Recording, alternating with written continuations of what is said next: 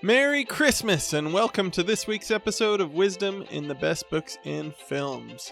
I'm Jake Baer, your host, and this is where we find bite-sized nuggets of truth and use them to become better people. I am excited to do this week a lesson from one of my favorite Christmas movies that we watch every year. It's probably, in my opinion, the best Christmas movie that's been made in about probably 50 years or so. And that movie is Klaus, a Netflix original movie, which is rare for me to put them very highly ranked, but Klaus is a great, great movie. It's wonderful for families and kids. And this week's lesson is from that. I only have a little quote from the actual movie, but it is mostly about some of the themes that are in the movie. If you are worried about spoilers, if you have not seen Klaus, go watch Klaus. I try and be vague about the things that happen, but I do talk about things that happen, so there are some spoilers in this week's episode. Other than that, I hope you enjoy. If you enjoy, please share, leave a review on Apple or Spotify. With that, here is this week's episode, The Right Thing for the Wrong Reasons. Sometimes I hear people arguing that you shouldn't do good things if you are doing them begrudgingly or for the wrong reasons. They will say something like, you shouldn't do service for other people if you are going to feel grouchy about it. Or maybe in the words of St. Augustine from his book On the Trinity, all virtues are true virtues only insofar as they are referred to God. In other words, virtuous acts are only possible if you devote yourself to God in doing them, i.e., if you have perfect intentions. I could not disagree more with this general idea. Obviously, doing the right things for the right reasons is a great and wonderful goal. But the truth of the matter is we are not always ready, spiritually and mentally, to do things for the right reasons.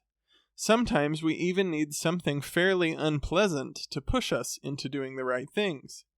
But the right things will always be a better choice than the wrong things, even if we are compelled to do them by outside circumstances. One great example of this is illustrated in the 2019 animated film Klaus. The main character in the movie is Jesper Johansson, a lazy, selfish son of a rich postmaster who is forced by his father to go to the frozen tundra of Smeerensburg and try to get 6,000 letters delivered in 1 year, or lose all access to the money that makes his worthless lifestyle possible. The problem is the people of Smeerensburg all hate each other and have no desire to mail anything. Jesper tries to find a way to get people to deliver letters, but nothing he tries initially leads to any results. Finally, he meets an old man in the woods named Klaus. Klaus has toys he wants to deliver to children, and Jesper sees an opportunity. He decides to use Klaus to get kids to write letters asking for toys. In the process of the film, he is able to slowly transform the town, getting kids to attend school and learn reading and writing, getting feuding families to spend time together, getting a sad old man to come out of his mourning and back into the world. All for the purpose of eventually getting back to his pathetic, selfish life as quickly as possible. My reason for disagreeing with St. Augustine is shown in the film. Jesper slowly changes himself in the process of doing all those good things. He doesn't even realize it until later in the film, when he has the opportunity to leave Smeerensburg, but finds he has built too much love for the people there to go back and be a wastrel again. Aristotle had a different view of acting well for the wrong reasons. He said in his Nicomachean Ethics, we become just by doing just acts, temperate by doing temperate acts. William James said something similar in Principles of Psychology. If you wish a quality, act as if you already had it. The principle contained in these quotes is, in my opinion, the key to actual personal improvement. If you do just acts, even while thinking about how much of a pain they are, or how you wish you didn't have to do it, you will slowly become more just. Jesper achieves gradual change and becomes a noble and good man. When the film ends, he no longer does the right things for the wrong reasons. He dives into the right things with a firm grasp on the thing that truly enriches his life and the lives of those around him. He is no longer selfish because he has acted selfless often enough to slowly erase that negative part of him.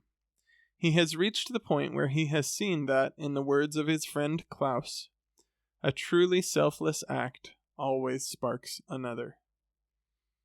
I think what the film teaches us is that the act can be selfless, even if the actor is not. So give your weakness a steady dose of selfless acts and watch the wrong reasons you have for doing them slowly melt away, leaving nothing but the shining and spotless soul of a good person who was there underneath the whole time.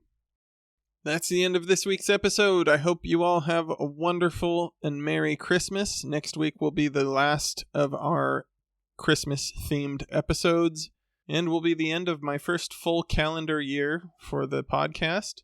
In January, we will be starting a new theme, which I will get into when we get there. If you enjoy the show, please help us to grow by sharing the show with friends and family. Have a wonderful week, and I will see you next week.